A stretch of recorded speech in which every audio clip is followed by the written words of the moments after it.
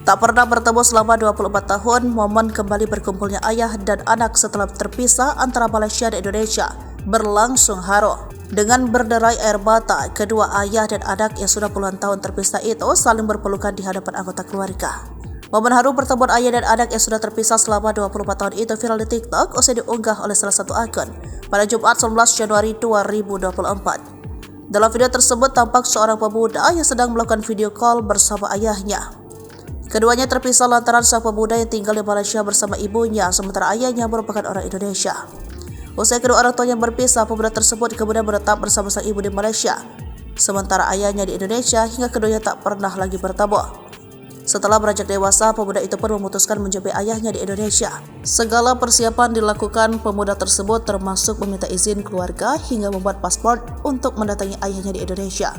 Setelah sampai di kampung halaman sang ayah, pemuda tersebut langsung disambut hangat oleh paman dan bibinya yang ikut berderai air mata. Momen haru pun tak bisa dielakkan saat pemuda itu akhirnya bisa berjumpa dengan ayahnya yang sudah selama puluhan tahun terpisah. Begitu sang ayah tiba, keduanya langsung saling berpelukan dan menangis histeris. Sang ayah terlihat langsung menarik tangan putranya dan mengajak untuk duduk bersama. Pertemuan ayah dan putra yang sudah lama terpisah itu pun ikut memancing rasa haru para warganet.